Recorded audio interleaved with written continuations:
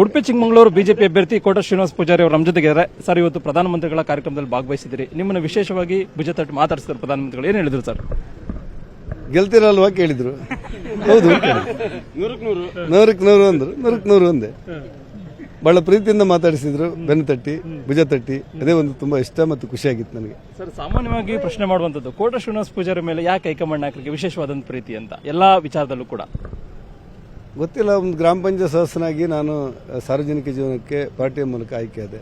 ತಾಲೂಕು ಪಂಚಾಯತ್ ಸದಸ್ಯನಾದೆ, ಜಿಲ್ಲಾ ಪಂಚಾಯತ್ ಸದಸ್ಯನಾದೆ. 4 ಸಾರಿ MLC ಆಗಲಿಕ್ಕೆ ನನ್ನ ಪಾರ್ಟಿ ಅವಕಾಶ ಕೊಟ್ಟಿತ್ತು. 3 ಸಾರಿ ಮಂತ್ರಿ ಆಗಿದ್ದೆ. 2 ಸಾರಿ ವಿರೋಧ ಪಕ್ಷ ನಾಯಕನಾಗಿದ್ದೆ.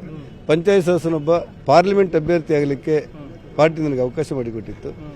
ಇವತ್ತಿನ ನಿರ್ಧಾರಗಳಿಗೆ ನರೇಂದ್ರ ಮೋದಿ ಅವರು, ಅಮಿತ್ ಶಾ ಅವರು, ರೆಡ್ಡರವರು, ಯಡಿಯೂರಪ್ಪನವರು, ವಿಜೇಂದ್ರ ಅವರು ಮತ್ತು ಇಡೀ ತಂಡ ಕಾರಣ ಅಂತ ನನಗನ್ಸುತ್ತೆ. ಏನೇ ಆದರೂ ಕೂಡ ಪಾರ್ಟಿ ಕೊಟ್ಟ ನಿರ್ದೇಶನ ಒಪ್ಕೊಂಡಿದ್ದೇನೆ. ಅವ್ರು ನನ್ನ ಮೇಲೆ ಇಟ್ಟಿರುವಂತಹ ವಿಶ್ವಾಸಕ್ಕೆ ಋಣಿಯಾಗಿದ್ದೇನೆ. ಕ್ಷೇತ್ರದಲ್ಲಿ ಪ್ರವಾಸ ಶುರು ಮಾಡಿದ್ದಾರೆ ಸರ್, ಪ್ರಚಾರ ಶುರು ಮಾಡಿದ್ದಾರೆ. 8 ವಿಧಾನಸಭಾ ಕ್ಷೇತ್ರಗಳಲ್ಲೂ ಕೂಡ ಪ್ರವಾಸ ಶುರು ಮಾಡಿದ್ದೇನೆ. ನಾಳೆ ಮತ್ತೆ ಶೃಂಗೇರಿ ಹೋಗ್ತಾ ಇದ್ದೇನೆ. ಒಟ್ಟಾರೆ ನನಗನ್ಸುತ್ತೆ ಎಲ್ಲ ವರ್ಗದವರು ಕೂಡ, ಪರಿಜಾತಿ, ಪರಿಶಿಷ್ಟ ಪಂಗಡ, ಹಿಂದುಳಿದವರು, ವಿದ್ಯಾವಂತರು, ತಿಳುವಳಿಕೆಯವರು, ಜ್ಞಾನಿಗಳು ಎಲ್ಲರೂ ಒಟ್ಟು ಸೇರಿ ಈ ಸಾರಿ ದೇಶಕ್ಕೋಸ್ಕರ ನರೇಂದ್ರ ಮೋದಿ ಪ್ರಧಾನಿ ಆಗಲೇಬೇಕು ಅಂತ ಆಸೆ ಪಡ್ತಾರೆ. ಆ ಪ್ರಧಾನಿ ಆಗಲಿಕ್ಕೆ ಕೋಟ ಶ್ರೀನಿವಾಸ ಪೂಜಾರಿ ಒಬ್ಬ ಕೈ ಎತ್ತಬೇಕು ಅಂತ ಆಸೆ ಪಡ್ತಾರೆ. ಆ ಕಾರಣಕ್ಕೆ ನಾನು ಗೆಲ್ಲಲಿಕ್ಕೆ ಅವಕಾಶ ಇದೆ ಅನ್ನೋದು ನನಗಿರುವಂಥ ನಂಬಿಕೆ. ಚಿಕ್ಕಮಗಳೂರಿಂದ ಶೋಭಾ ಕರಂದ್ಲಾಜೆ ಅವ್ರಿಗೆ ಗೋ ಬ್ಯಾಕ್ ಅಭಿಯಾನ ಶುರು ಆಗಿತ್ತು. ಮತ್ತೊಂದು ಕಡೆ ಸಿಟಿ ರವಿ ಕೊಡಬೇಕು ಅನ್ನೋ ಒಂದು ತಡೆ ಇತ್ತು. ಅಂತಿಮವಾಗಿ ನಿಮ್ಗೆ ಟಿಕೆಟ್ ಕೊಟ್ಟಿದ್ದಾರೆ. ಯಾವ ರೀತಿಯಾಗಿ ಸ್ಪಂದಿಸ್ತಿದೆ ಸರ್ ಆ ಭಾಗದ ಜನರು? ಒಟ್ಟೇನಾಗಿದೆ ಅಂತೇಳಿ ಅಲ್ಲ, ರಾಜಕಾರಣದಲ್ಲಿ ಒಂದ್ಸತಿ ಕೆಲವು ಘಟನೆಗಳಾಗುತ್ತೆ, ಹೋಗುತ್ತೆ.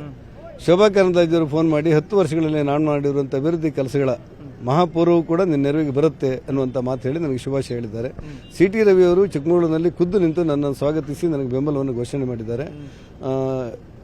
ಪ್ರಮೋದ್ ಮಧುರಾಜರು ನಿನ್ನೆ ನನ್ನ ಕರೆದು ಶಾಲ್ ಹಾಕಿ ನನ್ನ ಎಲ್ಲ ಶ್ರಮ ನಿನ್ನ ಗೆಲುವಿಗೋಸ್ಕರ ಮೀಸಲು ಅಂತ ಹೇಳಿದ್ದಾರೆ. ನಮ್ಮದೇ ಜಿಲ್ಲೆ ಉದಯ್ ಕುಮಾರ್ ಶೆಟ್ಟಿ ಅವರು ಕೂಡ ಆಸಕ್ತರು. ಅವ್ರು ನಿನ್ನ ಜೊತೆ ಇದ್ದು ನನ್ನ ಪ್ರಚಾರದ ಪ್ರಮುಖರಾಗಿ ಕೆಲಸಗಳನ್ನು ಮಾಡ್ತಾ ಇದ್ದಾರೆ. ಒಟ್ಟಾರೆ ಇಡೀ ಕುಟುಂಬದಂತೆ ನಮ್ಮ ಪಾರ್ಟಿ ಕೆಲಸಗಳನ್ನು ಮಾಡ್ತಾ ಇದೆ. ನಾವು ಅದರಲ್ಲಿ ಗೆಲ್ತೇವೆ. ಚಿಕ್ಕಮಗಳೂರಿಂದ ಶೋಭಾ ಕರಂದ್ಲಾಜೆ ಅವ್ರಿಗೆ ಗೋ ಬ್ಯಾಕ್ ಅಭಿಯಾನ ಶುರು ಆಗಿತ್ತು. ಮತ್ತೊಂದು ಕಡೆ ಸಿಟಿ ರವಿ ಕೊಡಬೇಕು ಅನ್ನೋ ಒಂದು ತಡೆ ಇತ್ತು.